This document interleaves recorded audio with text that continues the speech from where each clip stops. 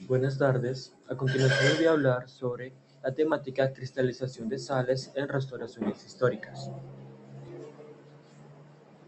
Como índice optamos por los siguientes ítems. Primer ítem, introducción.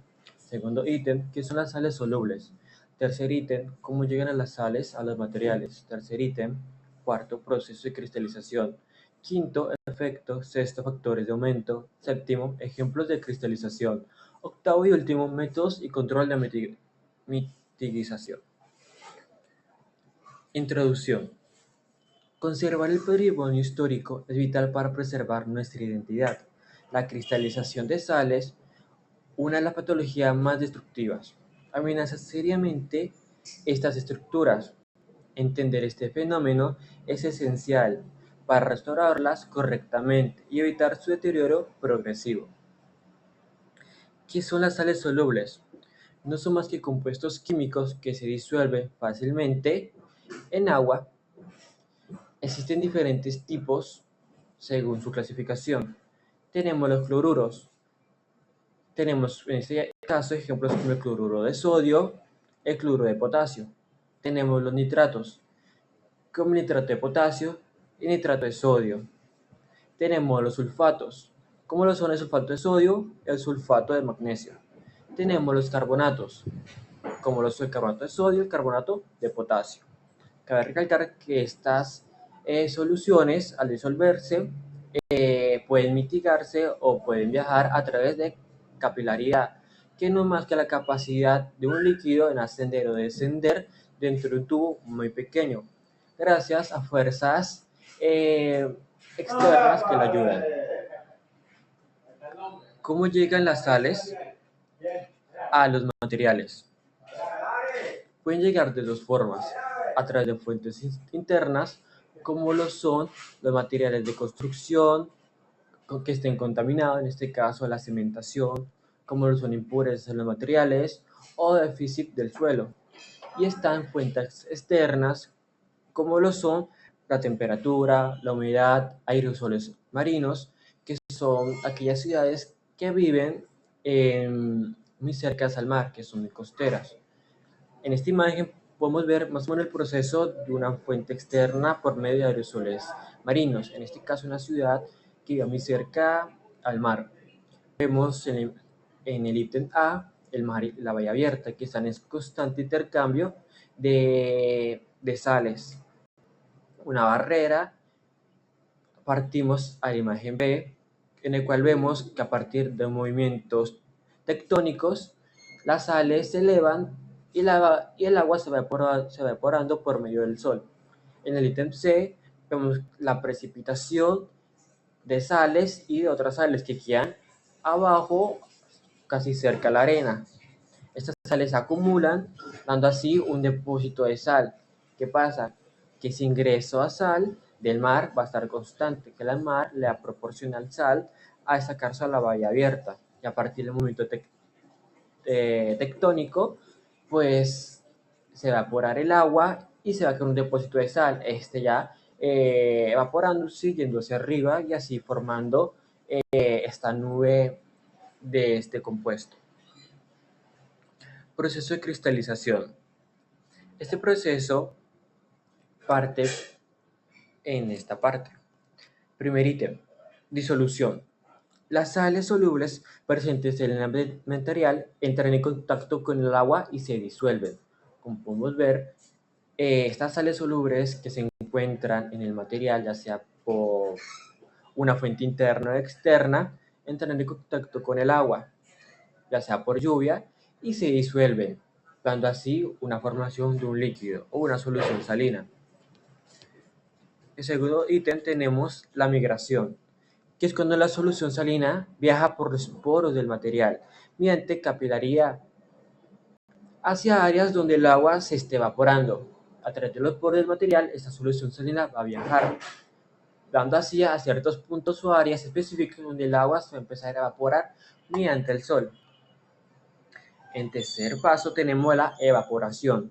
La solución salina alcanza la superficie del material, en este caso la pared, como podemos ver en el ejemplo, donde el agua se evapora y la concentración de sal en el líquido restante va a aumentar, ya que al evaporarse el agua en la superficie, esta disolución salina contiene agua y sal. Al evaporarse el agua, lo que nos va a quedar es sal.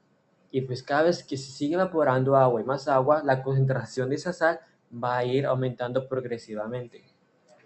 En el cuarto paso tenemos la cristalización dentro de los poros.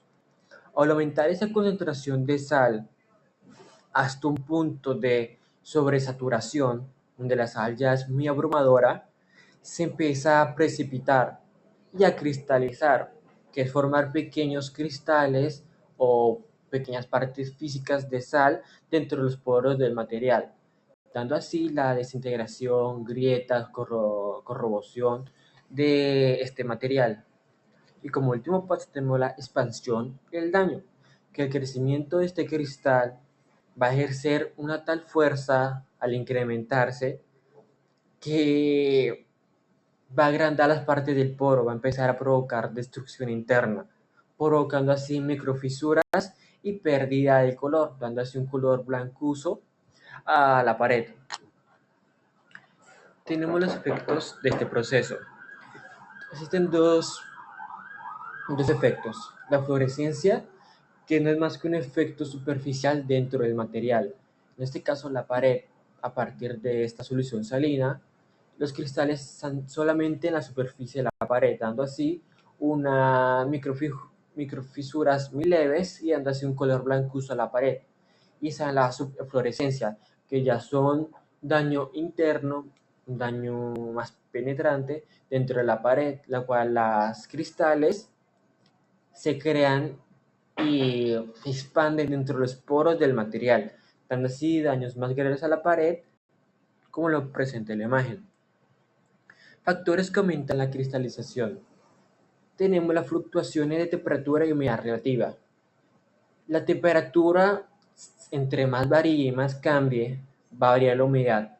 Por lo tanto, en un material, a pasar esto, no existe una temperatura que sea constante y una humedad que se pueda medir o se pueda considerar también constante, sino que va a ser un intercambio de temperatura y humedad, dando así que las sales podrían aumentar, disminuyen, por lo tanto van a ser factores que van a aumentar esta cristalización. La alta porosidad del material. Hay materiales como el cemento que tienen una alta porosidad, lo que hace que dentro de estos pores aumente la capacidad de formación de cristales o de que esta sustancia de disolución salina o las sales entren a los poros. Tenemos los malos sistemas de drenaje. Es importante los sistemas de drenaje dentro del material, ya que dado que la lluvia penetra en los materiales y en los materiales ya se encuentran estas sales, una, un no buen sistema de drenaje que drene, para la redundancia, todas estas aguas hace que se depositen dentro del material y se queden ahí estancadas y así inicia su cristalización. Y la falta de ventilación, que también es importante para que entre aire y pueda estabilizar la temperatura y la humedad del material. Tenemos ejemplos de cristalización de sales en restauraciones históricas. Un ejemplo que es muy común y mucha gente debe conocer es la Basílica de San Marcos en Venecia, en Italia. El material afectado principalmente es el mármol, los mosaicos bizantinos y el ladrillo, que se producen por sales principales como los cloruros, que se dan por medio de aerosoles marinos. La Basílica de San Marcos está ubicada frente al mar y es extremadamente vulnerable a la acción del agua salida de los mares por aerosoles marinos, por el proceso que expliqué anteriormente. Pues estos cloruros van a penetrar por capilaridad y van a cristalizar, generando así eflorescencias blanquecinas en las paredes, en el mármol, en los mosaicos. Tan así la pérdida de cohesión y la exofilización de revestimientos. En restauraciones recientes de de este monumento histórico, se han aplicado sistemas de microdesalación y también cambios de morteros incompatibles que estaban instalados en décadas muy anteriores. El segundo ejemplo tenemos la iglesia de Santa Clara, acá en la ciudad de Cartagena, en Colombia. El material afectado principalmente son los muros de piedra de coralina y los morteros de cal. Las sales principales que causan esto son los cloruros sulfatos por el ambiente marino. Como sabemos, Cartagena es una ciudad muy costera, está ubicada cercanía al mar. Por lo tanto, la humedad del mar Caribe ha provocado que la piedra coralina absorba sales que cristalizan dentro de sus poros. En observaciones y en restauraciones dentro se han observado costas negras y desintegración de las capas superficiales de las paredes de piedra del muro, dando así una intervención que requirió una limpieza con agua desionizada, con prensas de desalación y para la sustitución de morteros de cemento por morteros de cal más compatibles. En tercer y último ejemplo tenemos el Coliseo Romano, en Roma, Italia. Material afectado principalmente piedra travertina, y las sales principales son los sulfatos por contaminación atmosférica. ¿Qué pasa? En Roma, los niveles de dióxido de azufre han contribuido a la formación de sales de sulfato que se cristalizan en la superficie de esta piedra, formando costras duras de yeso que al desprenderse arrastran consigo el material original.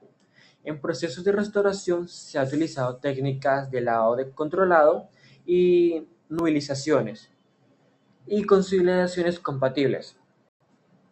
Tenemos por último estos métodos de control y mitigación dentro de las restauraciones, que les hablé los ejemplos. Tenemos la desalación mediante compresas, que son las papetas. ¿Qué pasa? Es una masa que se presenta, que está humedecida con agua destilada, la cual se recubre el monumento con esta masa, la cual va a absorber el agua o la solución salina que contiene este monumento. Luego de un tiempo, esta pasta se va a retirar. Tenemos el agua con agua desionizada. Es un proceso en el cual el agua queda completamente pura, en el cual se eliminan sus minerales y sus contaminantes, queda totalmente pura. Esta agua desionizada se utiliza para lavar esos monumentos, eliminando así las purezas y las sales y la solución salina que contiene estos monumentos. Tenemos los drenajes y control de humedad. Es esencial un buen drenaje y un control de humedad, como dije anteriormente, para controlar la humedad que posee el monumento y para que drene y no se mantenga ahí o se estanque la humedad, que va con la mano a la ventilación y estabilización del microclima. La ventilación es importante ya que permite el paso del aire para estabilizar el clima interno que posee el monumento. El aire va a romper las capas térmicas que posea el monumento internamente, dándose una estabilidad del clima.